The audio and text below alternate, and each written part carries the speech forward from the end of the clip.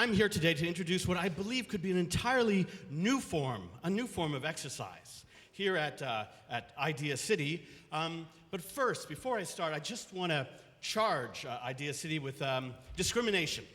I'll explain. A very obvious form of discrimination. In fact, it's in the documents itself that describe this conference. If you look closer at the About page, Idea City is described as Canada's premier meeting of the minds. Are we just minds? Are we merely brains on sticks? No. I would recommend right now that you look down. Try it. Just look down. What is that? What is that? Yes, that's your body. Did you bring your body here? Yes, you did. And we're not going to discriminate against bodies. In fact, there's a whole new field of science. And the reason I'm here is I'm in process of making a documentary for the CBC documentary channel about a new kind of science called embodied cognition. Embodied cognition is a new science which looks at the way the body feedbacks to the brain. And in fact, throughout this conference, people mention that the body is capable of gut instinct, is capable of body memory, and is actually, it may be that there is no separation between the mind and the body, even though Idea City pretends there is. So, I want to give you some examples of embodied cognition. A really good example, a very simple one, is the belief that certain sort of outward behaviors change us. Now, one of the studies, and this was done, is that by simply wearing, sorry, I borrowed these, that by wearing eyeglasses, we may appear more intelligent. There are exceptions. Yes. Meeting of the minds. Yes. Another example, let me give you another example, is a study that shows that when science students, wear lab coats, they do better on tests. Isn't that kind of weird? Another example is this. By simply faking a smile or just smiling, we alter our brain chemistry. We actually change our brain chemistry so that we are more biased towards seeing more things to smile about. That's kind of like drugs. Now, don't do this. Don't do this. But there is a new study, or a fairly recent study, by a plastic surgeon who demonstrated that if you put Botox in the middle of people's frown muscles, impeding them from frowning, they become happier. So, now, to demonstrate, because you may be thinking, is this real, is this true? So I'd like to ask you to do a simple test, an exercise. So this face and this body posture is known as the crank. And if you can, I would like you to assume this posture. If you can just put your hands, just cross your arms, beautiful. And that's right, now, I imagine you see your brain as entirely neutral. You're not biased by your body. But the theory goes that by holding this position, you can crank it up a little bit. They're a little crankier, good. That you become more skeptical. You find what I'm saying less believable and less credible. Is that true? Yes. You're probably thinking this is a crock. This is a crock, isn't it? Okay, now, try this expression then. Here's an entirely different expression. Yes, open your eyes wide. Now, the second step of this is open your mouth, drop your mouth open. Wow, now you find, he's so much more credible. He's starting to make sense, I understand. Donald Trump is an excellent president. Yes, everything becomes believable in this posture. And if you add in the simple term, the simple word, wow, will find, and we'll try this in 3 seconds, that you have entered a wonderful moment. A moment where something important seems to be happening, even if nothing important is happening at all. So let's try that. 3, 2, 1, wow. See? Now, wow. Now, where this is most obvious is in something called public speaking, and something I'm doing right now. In public speaking, there's new science around, and it's been controversial, of course, around something called power posing. Now, here's an excellent example of power posing.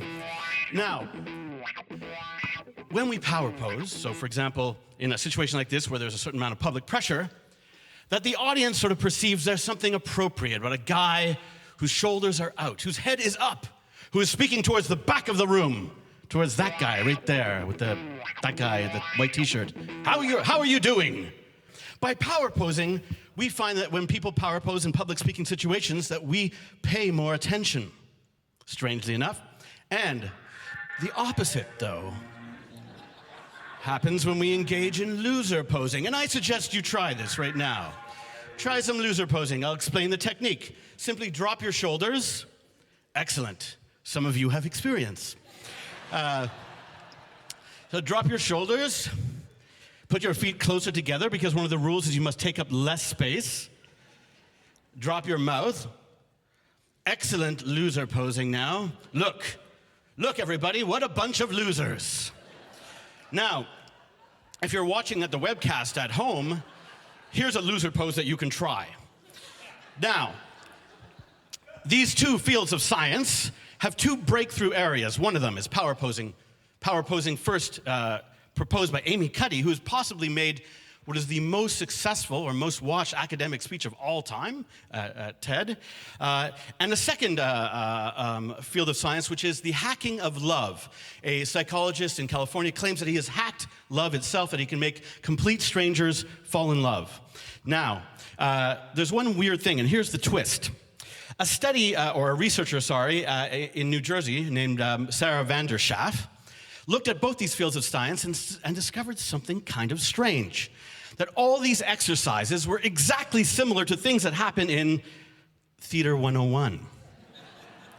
She claims that these are nothing more than common theatrical warm-ups done by theater students all around the world. Now, this is kind of weird. Now, let me suggest, that she claims that something like power posing, in fact, is just status play, a very conventional theater exercise, and the mirror behaviors that are part of the love hacking are also common theatrical warm-ups done by theater students everywhere. Now, this is weird, and you might be guessing where I'm going here. I would like to propose an entirely new exercise modality that is based on acting. Yes, there is new evidence that acting younger can actually make you younger, that acting more confident can make you more confident, that acting even more intelligent momentarily can make you seem more intelligent. And this is real. These are real studies. And that even acting in love can cause you to actually fall in love for real. But here's the catch, and there's a big one. Most of us are afraid of acting. Very deeply afraid of acting. And why is that? Why are we afraid to act? I'll tell you why. This is why. No, not exactly what you think, but you remember in the last election, our Prime Minister, Justin Trudeau, was accused of being vacuous, of being a walking haircut, of being a privileged, spoiled baby. He didn't repudiate any of that until he was accused of being a drama teacher. The Prime Minister of Canada went to great ends to deny that he had ever truly been a drama teacher, that he was only filling in for a colleague who went for a 6-month maternity leave, and so he taught a few drama courses. He was deeply ashamed of being associated in any way with drama or theater. Are there any drama teachers in the audience right now? Oh, one. The rest were too ashamed to show up. Now, let me explain. So why are we truly afraid of acting? And actually, I've looked into the science, and there's a very intriguing explanation.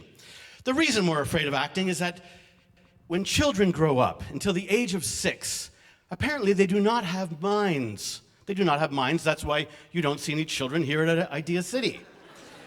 They simply do not have minds. At around age 6, when they enter school, they develop minds, and they suddenly are able to perceive that they are being judged by other people's minds. And those judgments are generally negative. No, you are not really a fireman. You're not really a princess. You are not really magic. So, at that point, the kids become afraid of acting, of being theatrical. And a small minority might continue as actors, but the rest of us fail. Now, that is why I would like to suggest that there is this empowering, powerful new form of exercise. I would say it's not exercise. I would simply like to call it actorcise.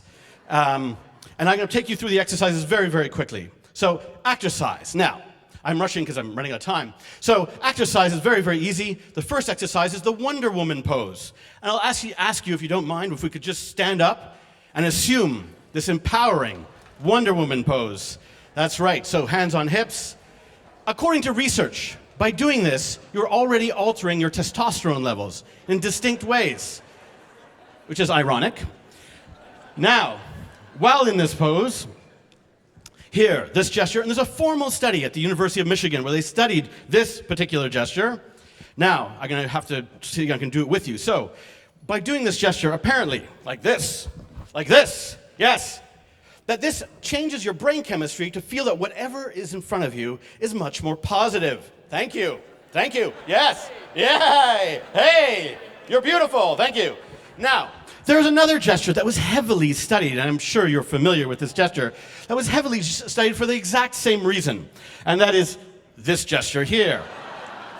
Yes.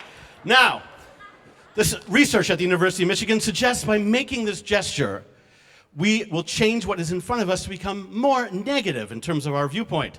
So, let's see if that's true. Let's conduct an experiment. Now, this is merely an exercise. I have a demonstration model here. So here's how you do it. And you have to do this carefully. So first, you take your right arm, let's say, take your right arm and you extend it like this. Very good. We have some professionals. Okay, now, then you extend your finger. Now, as you gesture like this, you will find a certain part of you is activating, hostile, primal. In fact, I recommend doing it with both hands.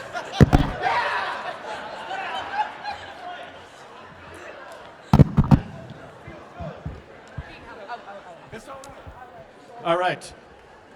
Hey! Hey! Moses! Yeah! All right. We're feeling it. This is exercise. Now, we're just going to wipe the slate clean a little bit because so we feel better. Yes, happy. Ha ha. Very good. Now, this is interesting. The science behind the victory pose. They did studies on blind athletes, and you know what they found out? That even athletes who were born blind, when they won races, they would raise their arms in the innate victory pose.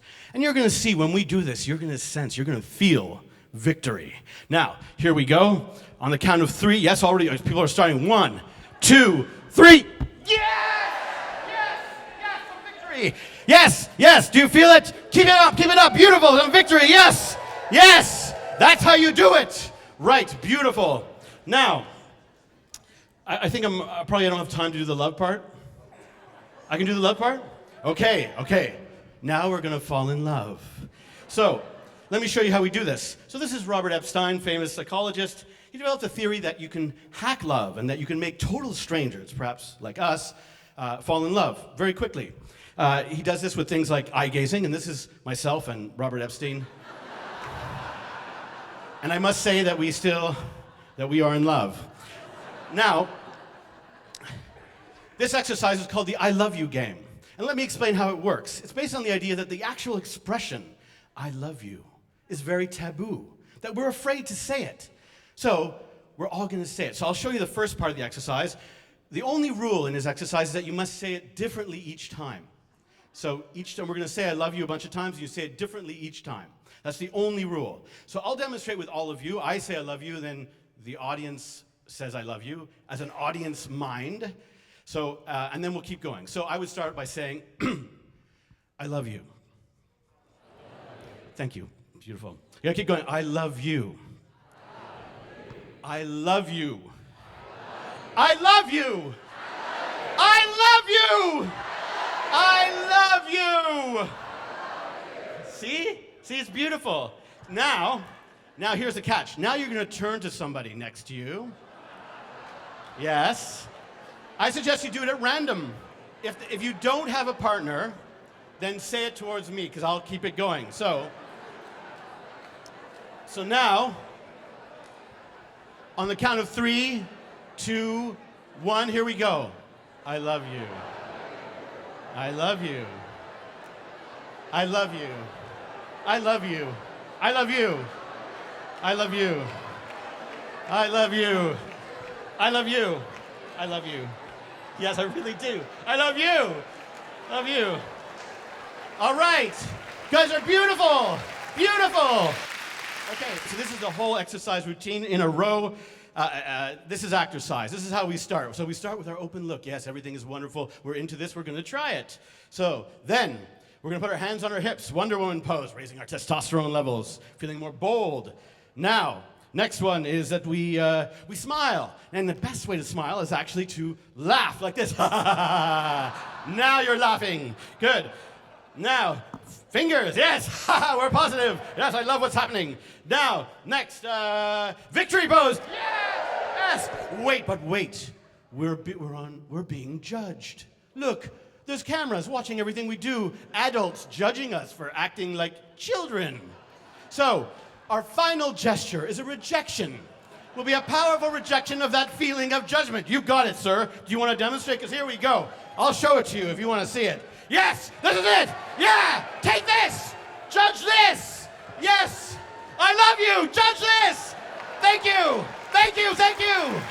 Yes, thank you. Thank you very much.